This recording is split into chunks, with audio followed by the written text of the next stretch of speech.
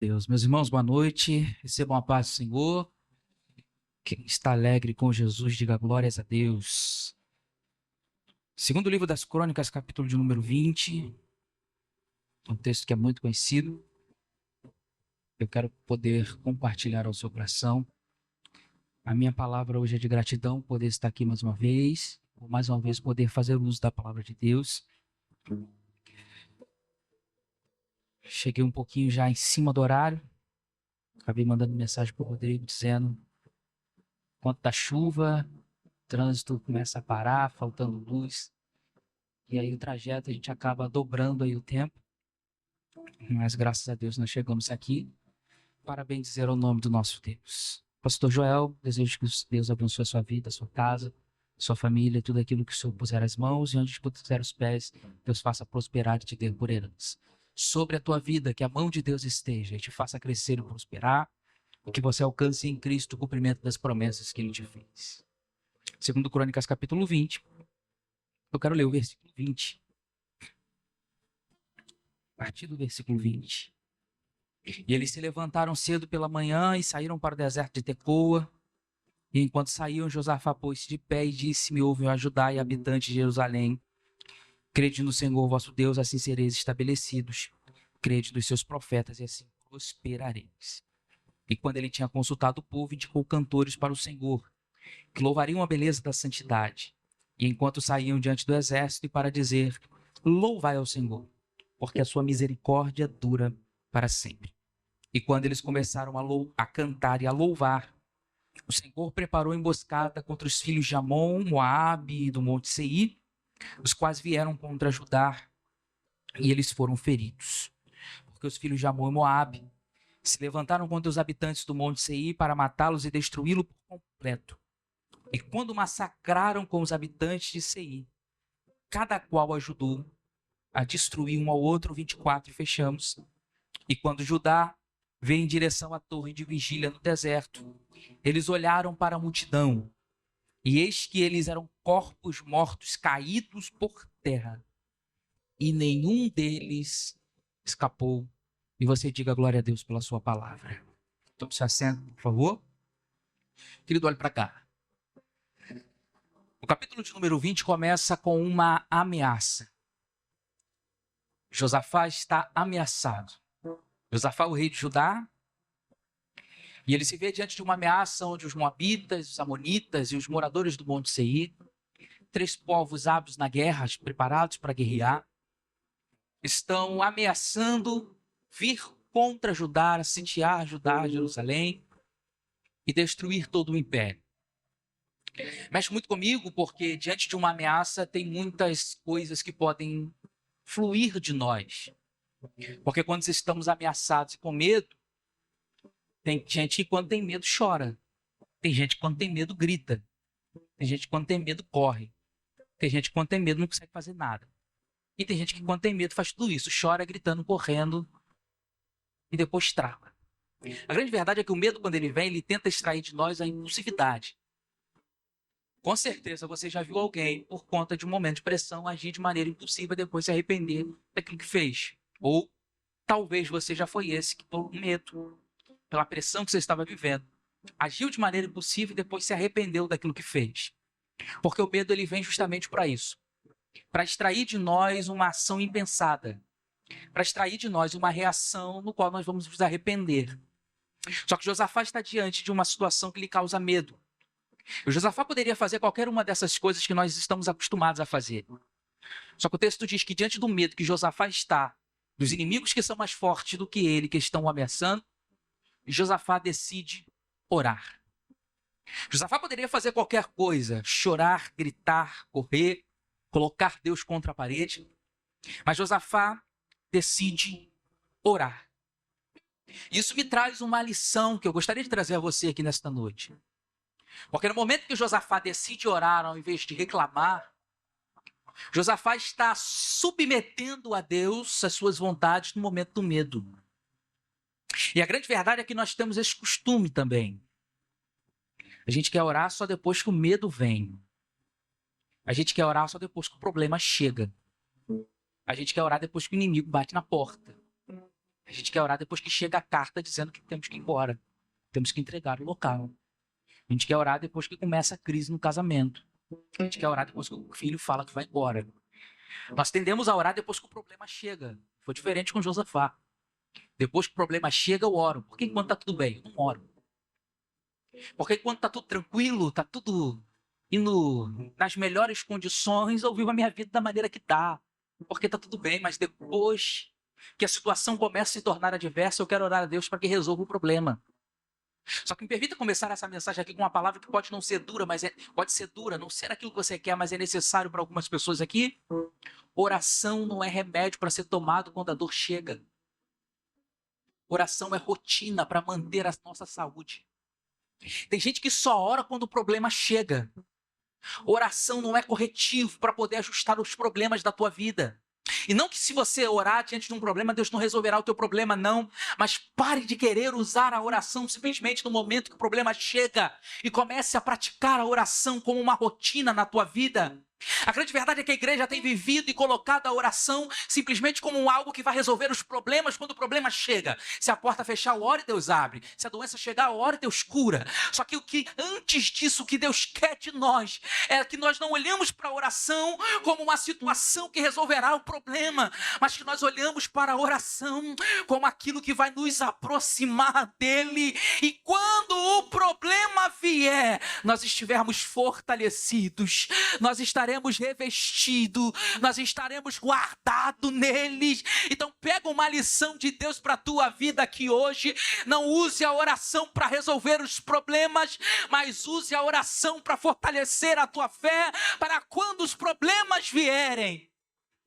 Nós precisamos praticar isso. Eu vou perguntar isso aqui, é retórica, e a gente segue a mensagem. Por que você não dobra os joelhos na cabeceira da sua cama para orar a Deus antes de dormir? Quando acorda.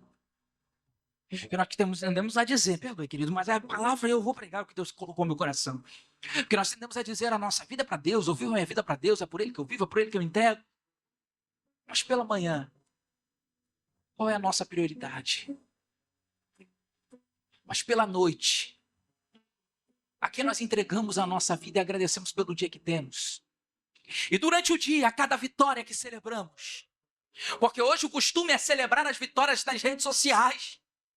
Mas eu aprendo a verdade que quando a vitória chega, antes de se apressar para postar e celebrar, o nosso joelho tem que se curvar para agradecer. Cadê a nossa vida de oração? A oração antecede os problemas. Se você puder, diga para uma pessoa, a oração antecede os problemas. Espere o problema chegar para orar. Porque às vezes nós esperamos chegar no fundo do poço. Para do fundo do poço pedir misericórdia a Deus e orar a Deus. Josafá decide orar diante do problema. Só que o fato de Josafá só decidir orar depois que o problema chega, não anula a capacidade de Deus de trabalhar. Porque Deus é misericordioso até com quem esquece dele na bonança. Mas lembra dele no momento da dor. E quando Josafá começa a orar, Deus levanta um profeta, gente. E a palavra do profeta para Josafá e para todo o povo que está ali em letras miúdas é a seguinte: credes no Senhor e sereis estabelecidos. Crede nos seus profetas e prosperareis. Porque o Senhor dará vitórias a vocês diante dos seus inimigos. Mexe muito comigo, pastor Joel, porque Deus diz pelos lábios do profeta, vou dar vitória. Só que o mesmo Deus que diz, darei vitória, é o Deus que dá algumas instruções de como proceder. E as instruções que Deus dá pelos lábios do profeta parecem não concordar com o aval que Deus havia dado. Porque qual é o decreto, o aval de Deus? Vou dar vitória. E qual é a instrução? O seu inimigo está vindo contra você. Desça diante dele e o encontre diante do deserto. Gente, tem palavra que crente não gosta de ouvir. Se ouvir, falta pouco cavar um buraco no chão para esconder a cabeça. É deserto, vale, prova, luta, vento, tempestade. Só que o Deus que está dizendo, vou dar vitória, é o Deus que está dizendo, darei vitória quando estiver diante do deserto. Para alguém pode parecer a Deus dizendo, sai do problema e vai entrar em outro. Para alguns é Deus dizendo, o teu inimigo está te ameaçando aqui e eu vou te levar para o deserto. Só que Josafá está servindo no meio da dor. Josafá decidiu clamar ainda no meio da dor. E mexe muito comigo quem decide, eu estou usando a palavra correta, quem decide servir no meio da dor. Porque servir é decisão, gente. Servir é decisão. Quem serve a Deus, motivado pelaquilo que Deus pode fazer, abandona Deus quando tudo parece que está indo de mal a pior. Mas quem decidiu servir a Deus e não aquilo que Deus faz, permanece fiel mesmo que os problemas cheguem. Lembra o que Abacuque falou? Ainda que a figueira não floresça, ainda que não haja frutos na vide, ainda que não haja animais no campo, ainda que não haja as ovelhas, todavia eu me alegrarei no Senhor. O que Abacuque está declarando? Se o Senhor fizer, eu adoro. Mas ainda que o Senhor não faça, eu continuo servindo. Nós precisamos extrair isso para as nossas vidas. Porque o que Deus está dizendo para o povo através do profeta é: vai diante do deserto. Sabe aquelas coisas loucas que Deus fala com a gente? Porque qual era a proposta do adversário? Ouça bem, qual era a proposta dos moabitas, dos amonitas, dos moradores do Monte Seir? É entrar em Jerusalém e Judá e destruir Jerusalém e Judá. Logo, a proposta do inimigo era entrar no território deles, saquear o território deles, destruir o território deles, para que pudesse trazer vergonha. Só que Deus, sabendo as intenções do inimigo, usa o profeta para dizer: se a proposta do teu inimigo é entrar no teu ambiente para saquear, eu dou para vocês a receita da vitória. Saia do teu ambiente e vá diante do deserto. Isso aqui para alguém pode parecer loucura, mas existem momentos da nossa vida que Deus vai nos tirar do nosso ambiente de conforto, nos transicionar para um ambiente de guerra, simplesmente para que o nosso inimigo não tenha o prazer de entrar no nosso ambiente seguro e causar uma arruaça dentro do nosso ambiente de conforto. Eu não sei se isso alcança o coração de alguém, mas era como se Deus dissesse através dos lábios do profeta Josafá: Josafá, o que teu inimigo quer é entrar dentro da tua terra, dentro da tua casa e causar arruaça, mas eu sou Deus que provoca o livramento. Se ele quiser guerrear, guerreia no deserto, mas na tua casa ele não pisa, no teu território ele não coloca o pé. E eu vim para profetizar sobre a vida de alguém aqui nessa noite, porque talvez o que o diabo queria era entrar na tua casa para acabar com o teu casamento, para poder desvirtuar o teu filho, para tocar na saúde, para tocar nas finanças. Mas é uma palavra de Deus que há nos meus lábios para alguém. É Deus dizendo: eu não vou permitir o teu inimigo pisar na tua casa, entrar na tua casa, causar ruaça lá dentro. Se ele quiser vir contra você, é da porta para fora, porque da porta para dentro existe um grandão que é o dono do lugar, e é ele quem dá a última palavra. Vai guerrear no deserto. Ele é maracalabarrácia, canjoécia. Desce no deserto, encontre-o. É engraçado que Deus dá todos os detalhes, pastor. Pensa o inimigo que está pegando de surpresa. Porque enquanto Josafá está indo para o lugar que Deus disse, porque a ordem de Deus pelos lábios do profeta é o seguinte: eles estão vindo pelo penhasco de Ziz, desça e encontra-os de frente do deserto, Tecoa. O inimigo não sabia, mas enquanto Josafá e o povo ora, Deus está revelando os passos do inimigo. Você recebe uma palavra de Deus aqui? Quem ora não fica enganado, querido. Para com esse negócio de que eu fui pego de surpresa. Você não vai ser pego de surpresa se viver uma vida de oração. Porque se você viver uma vida de oração, nem que Deus tenha que te acordar de madrugada, nem que Deus tenha que interromper os teus sonhos, nem que Deus tenha que causar um problema para que você pegue outra rua e lá consiga entender o porquê que isso está acontecendo. Mas se viver uma vida de oração, Deus te revelará e vai te antecipar os passos do adversário. Eu nunca vi um crente que ora ficar enganado. Desce. Estou sentindo Deus aqui, querido. De frente ao deserto de Tecoa. Mexe muito comigo a organização que Josafá faz. E aqui eu vou pregar. Josafá prepara o seu exército, como qualquer outro exército. Eu não conheço muito da arte da guerra, mas pelo pouco que eu entendo, eu sei que quem vai na frente do pelotão geralmente é a maior patente, o mais forte, o guerreiro mais experiente. Haja vista que quando Davi queria matar Urias, o que ele fez? Promove Urias para aumentar a patente para que ele vá na frente, sem ter ainda a capacitação para tal. Então é entendível que quem vai na frente do pelotão de guerra é a maior patente, é o mais forte, é o guerreiro mais experiente. Nesse caso, o rei. Josafá prepara o seu pelotão com os seus soldados, seus guerreiros, seus arqueiros, seus flecheiros, seus chefes, seus comandantes. E Josafá está também lá na frente do seu pelotão. Só que Josafá tem algo peculiar que os outros povos não têm. Josafá tem um adicional no seu exército que os outros povos não têm. Qual é o adicional do exército de Josafá? Porque na frente de Josafá, ele coloca os levitas e os sacerdotes. E o que Josafá ordena aos levitas e sacerdotes? Vocês vão na frente do pelotão. Vocês vão na frente do rei, na frente do chefe, na frente do comandante, na frente de todos os soldados. Estimulando o povo a uma verdade. Louvai ao Senhor, porque a sua misericórdia dura para sempre. Vocês não vão falar mais nada, mas vire para todo o exército e diga a cada passo que vocês derem, louve ao Senhor, porque a sua misericórdia dura para sempre.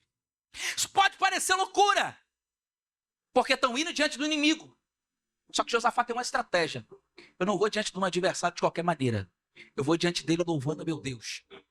E, gente, isso aqui é coisa de crente. Porque sair de casa numa quarta-feira chuvosa, debaixo de chuva, cheio de problema, para vir cantar a Deus no meio do problema, isso é coisa de crente, querido. É isso que deixa o diabo encapetado. É que você tinha todos os motivos para poder dizer: hoje eu vou ficar em casa porque tá frio, hoje eu vou ficar em casa porque eu tô cansado, eu vou deitar debaixo do meu edredom, vou botar minha cabeça no travesseiro, vou ficar assistindo novela, Netflix, filme, futebol, seja lá o que for.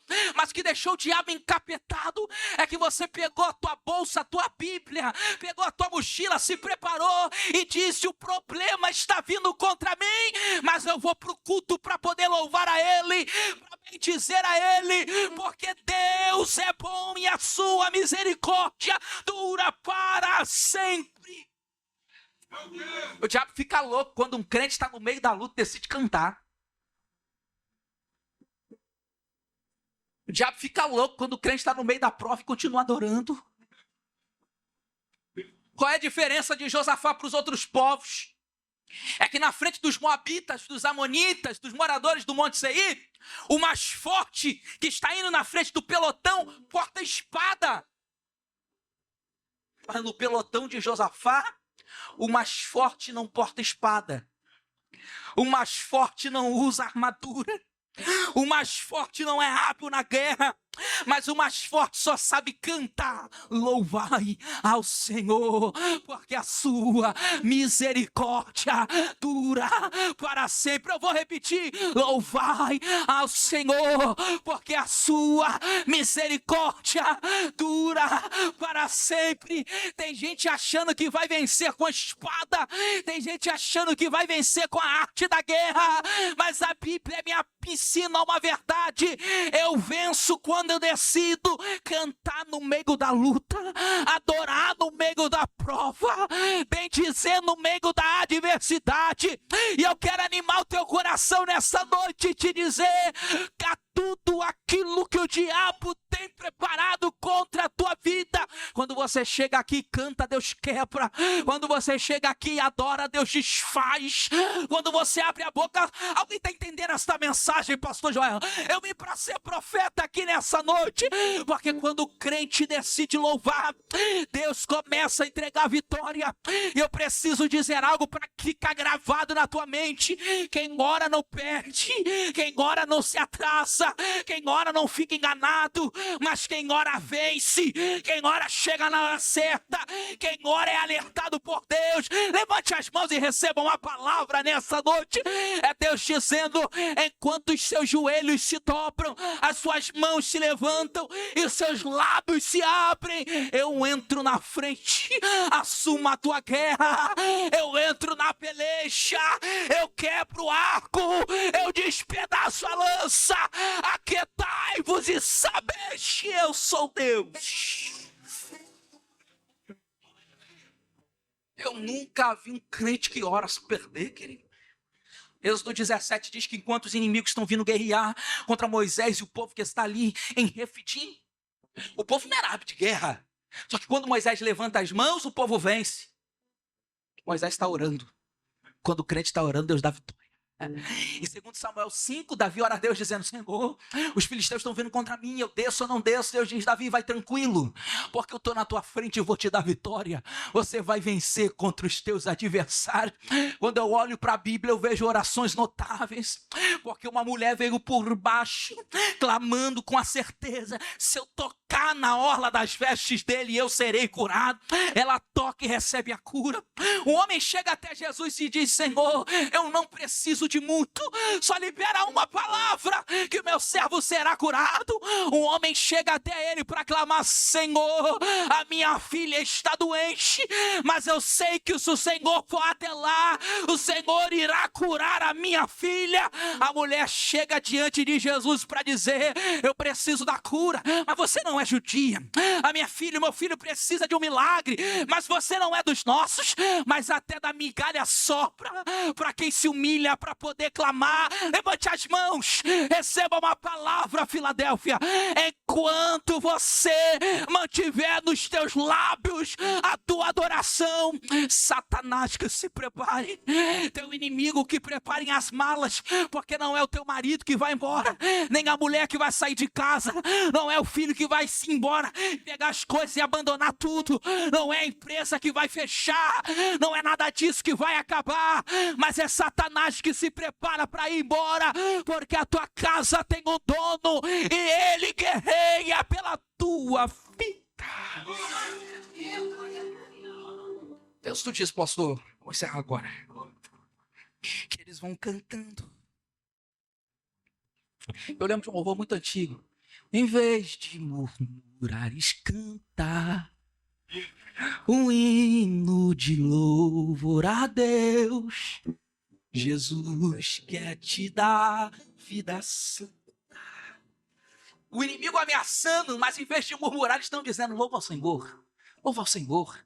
Era como se tivesse assim, pastor, já alguém chegasse agora e dizer: pastor, o meu negócio quebrou, está indo tudo de mal a pior, eu não sei mais o que eu faço. O pastor disser a ele: louve a Deus, porque Deus é bom. Alguém chegar do outro lado e dizer: o inimigo quer acabar com a minha casa, com o meu casamento, com a minha família, e você dizer: louve ao Senhor no meio dessa luta, porque Deus é bom para poder te dar vitória. E enquanto eles estão caminhando, quando eles chegam num lugar determinado, olha, os inimigos estão todos no chão. Repetir: os inimigos estão todos no chão. Mas o que houve, pregador?